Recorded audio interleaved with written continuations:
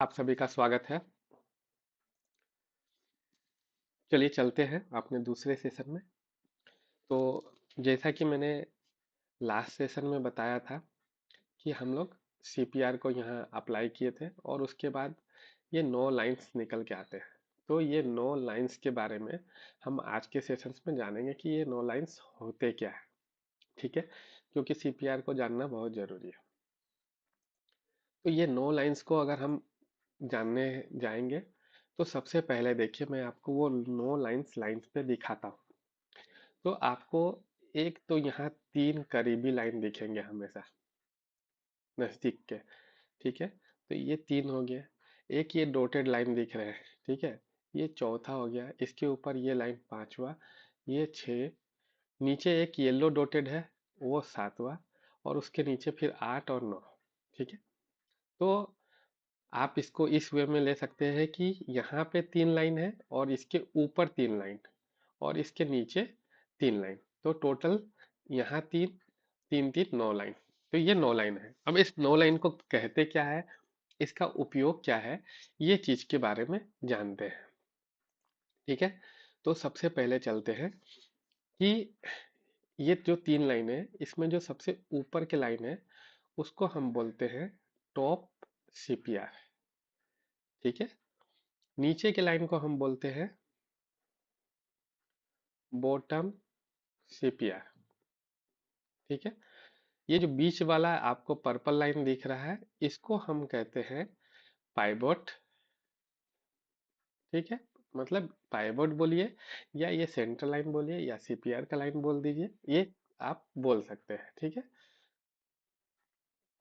ठीक है।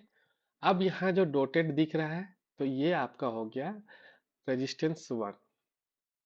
ठीक है, तो इसको रेजिस्टेंस 1 को हम इन शॉर्ट बोलते हैं R1। सेम रेजिस्टेंस 1 के ऊपर ये दूसरा लाइन है तो इसको हम बोलते हैं R2। और उसके ऊपर ये तीसरा लाइन है, इसको बोलते हैं R3। मतलब सीपीआर के ऊपर आपको 3 लाइनें मिल गया, R1, R2 और R3। ठीक है, सेम इसी तरह अगर ये येलो डॉटेड आपको जो दिख रहे हैं इसको हम लोग बोलते हैं सपोर्ट 1। ठीक है, तो इसको हम लोग कर देंगे S1।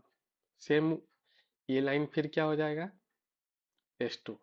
और ये लाइन क्या हो जाएगा, S3। ठीक है, तो अभी सीपीआर में आपको लाइन मिल गए कि top CPR, bottom CPR, CPR R1, R2, R3 और S1, S2, S3। ठीक है, तो ये आपको 9 लाइन्स हो गए। अब इन 9 लाइन्स में है क्या, ये तो इसको मैं थोड़ा सा और ले जाता हूँ। ठीक है, तो अब जो ये आपके क्या थे, ये जो टॉप है और ये जो बॉटम है।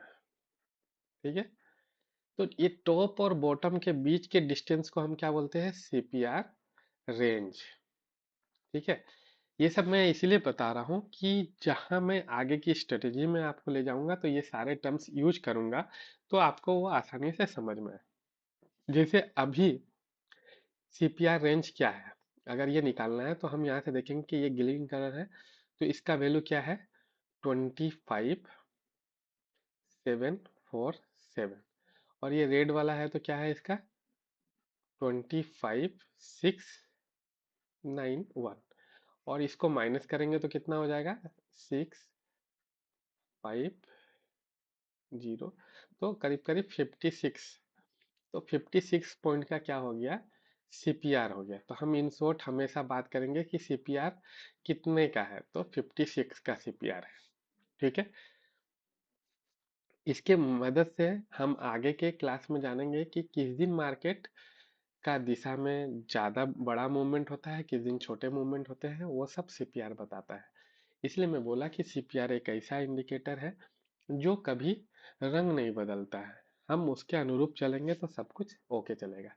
तो यहाँ से आपको सीपीआर रेंज क्लियर हो गया।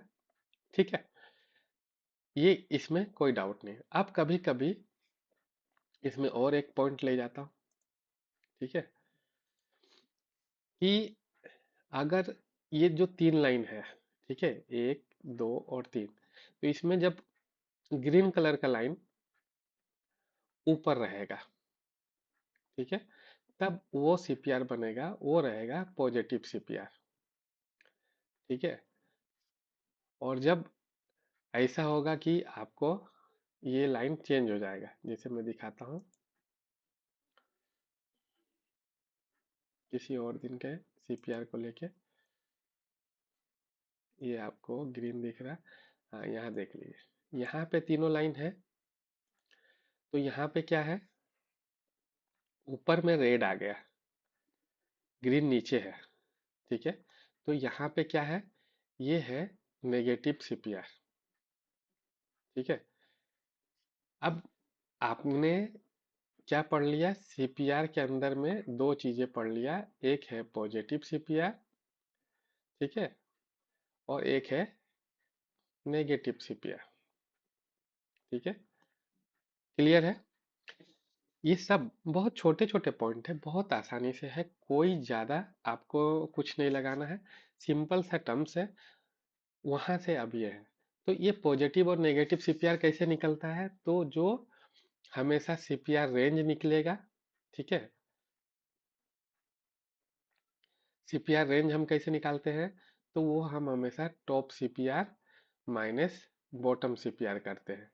अगर इसका वैल्यू पॉजिटिव आता है तो हम उसको बोलते हैं पॉजिटिव सीपीआर। ठीक है, और अगर इसका वैल्यू नेगेटिव आएगा तो उसको हम बोलेंगे नेगेटिव सीपीआर। ठीक है, तो आपको देखने क्या मिलेगा, जब पॉजिटिव सीपीआर बनेगा तो क्या है उसका इंडिकेशन, कि जब पॉजिटिव सीपीआर रहेगा तो वो क्या होगा, ग्रीन लाइन ऊपर रहेगा, और जब नेगेटिव सीपीआर रहेगा तो आपको रेड लाइन ऊपर रहेगा। ये सिंपल सा टर्म्स है जो आपको इजीली समझ में आ रहा होगा। अभी तक मैंने जो भी पढ़ाया कोई भी रॉकेट साइंस नहीं, एकदम एक आम जो घर में अभी तक केवल खाना बनाती है, वो सोचती है मैं कुछ नहीं कर सकती, उनके लिए भी इजी है। मतलब घर की महिलाओं भी जो है वो इजीली इसको अंडरस्टैंड कर सकती है। कोई रॉकेट साइंस वाली चीज मैं बता ही नहीं रहा हूँ, ना बताऊंगा आगे। ठीक है, तो आज अभी तक हमने क्या पढ़ लिया, कि आ, आपको एक बार मैं कर लूं, कि एक बार हमने पढ़ा क्या, कि पॉजिटिव सीपीआर है। ठीक है, दूसरा हो गया नेगेटिव सीपीआर। ठीक है, तीसरा हमने पढ़ लिया सीपीआर रेंज। ठीक है, चौथा हमने पढ़ लिया कि सीपीआर के ऊपर तीन रेजिस्टेंस है, R1, R2 और R3, और उसको तीन सपोर्ट है, S1, S2 और S3। तो मतलब अभी तक हम जो हमेशा बात कर रहे थे, या आपने मार्केट में सुना होगा कि रेजिस्टेंस एंड सपोर्ट। ठीक है, तो सीपीआर के मदद से आपको क्या मिल जाता है, तीन रेजिस्टेंस मिल जाता है और तीन सपोर्ट मिल जाता है। तो ये एक ही इंडिकेटर क्या क्या आपको बताएगा, जैसे कि मैंने बताया कि सीपीआर का रेंज का वैल्यू जब है, वो वैल्यू से हम आइडेंटिफाई करेंगे कि मार्केट कैसा होगा। ठीक है, उसी तरह यहाँ पे क्या मिल गया, हमें रेजिस्टेंस और सपोर्ट मिल गया। तो इन सब से मिलाकर सीपीआर एक बहुत बड़ी चीज हो जाती है, और सीपीआर को ऑल ओवर वर्ल्ड में इस्तेमाल किया जाता है। और इससे भी बड़ी बात है कि इस सीपीआर को आप किसी भी, इस इंडिकेटर को आप किसी भी चीज के लिए यूज कर सकते हैं।